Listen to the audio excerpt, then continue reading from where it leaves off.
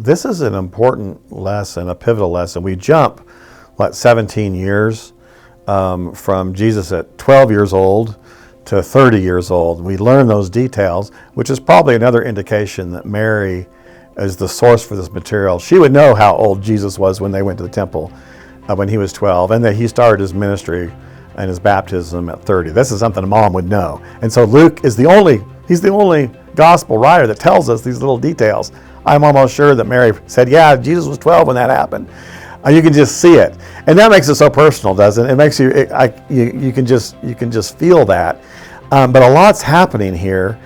A couple things to keep in mind, and I'll get to answering your question about what is this gospel to the poor that he quotes from Isaiah 61.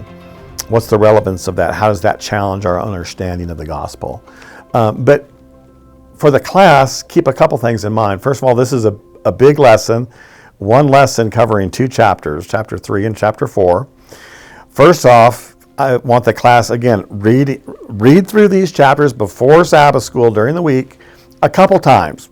Read it every day if you have time. Set aside for your devotion. Read it. One thing I'd like you to keep in mind for the student is to read these chapters with the idea that these themes that we have talked about, salvation, the mercy of God, the Song of Mary talks about his concern for the poor and rebuking the proud and the rich. These themes of joy and praise and peace, all these themes laid in the foundation of the first two chapters, they actually carry right into these next two chapters. And so keep an eye on those. See if you can, how many you can identify. The language of remission of sin.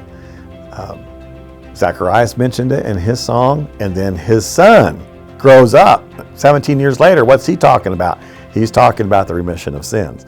I say 17 years later. From his birth, it's closer to 30 years later. But so keep that in mind.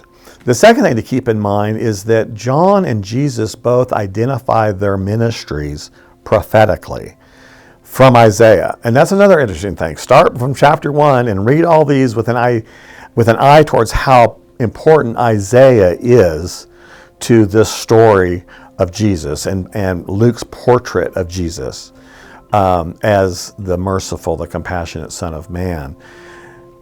John the Baptist identifies his ministry as the fulfillment of Isaiah 40. And it's interesting that we see that in Mark and Matthew as well. Even John mentions this association. But Luke, of all of the gospel writers, actually quotes verse 5 of Isaiah 40, where he says, and all flesh shall see the salvation of God. So this ties into this idea of the visitation of God is for the salvation of humanity, not just Israel, but of all people. And so we see that very beautifully. Luke adds that extra verse, so we tie this idea of the coming of John is to prepare the way of the Lord who's bringing salvation. At the same time, Jesus identifies his ministry with Isaiah 61. And again, we see the importance of the Holy Spirit. The Spirit is upon me. I've been anointed to preach the gospel to the poor, to proclaim liberty to the captives. This is his ministry.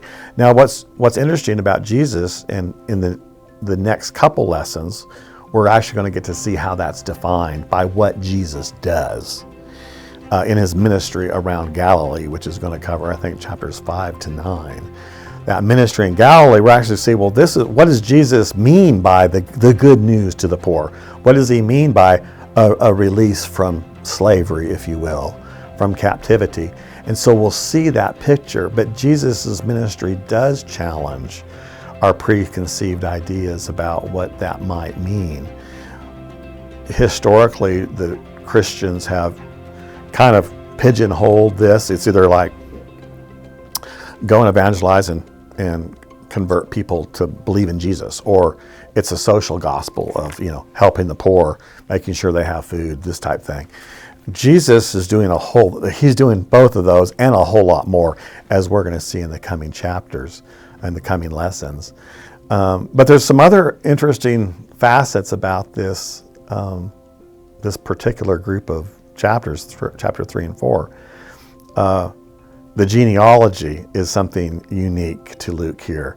We know that Matthew put his genealogy right up front, because Matthew's interest was showing Jesus as the king, and he has a genealogy that starts with Abraham and counts forward to Jesus as the climax to this story that's been going on from Abraham to David to the present, and Jesus is the climax of that story. Luke's interesting because he adds a genealogy too, but he saves it for chapter 4, and he puts it between Jesus' baptism and his temptations. And so it's going to be really fun, I think, to look at the significance of that. And there's extra material in the teacher's guide. I hope the teacher will share some of that, but also challenge the class to compare those and to see, why does Luke set his genealogy up? It's actually a different genealogy. And his most interesting is he counts backward from Jesus all the way to Adam, rather than forward from Abraham to Jesus. He goes in the opposite direction. He goes further back. And that's significant, because what is the portrait that Luke is wanting to show us? And it's Jesus as the Son of Man, a human being. And so it's not just that he's the King of Israel that's interesting to Luke. It's that he is the new Adam that goes all the way back. And it's interesting to see how his placement between Jesus' baptism and Jesus' temptations tie into that story of the first Adam, who was in the genealogy says, and Adam was the son of God. And now we have Jesus, the Son of God, who is the new Adam. And what's next? Well, the temptations. Jesus overcomes the temptations of Satan, where Adam fell to the temptation. So it's a beautiful picture. There's a lot going on here. And I just encourage the class just to jump in and focus. There's a material here that is also in Matthew and Mark that we've been through. Focus on those little details. The lesson really focuses on those details that are unique to Luke, and seeing the significance and how they show Jesus as this compassionate Son of Man.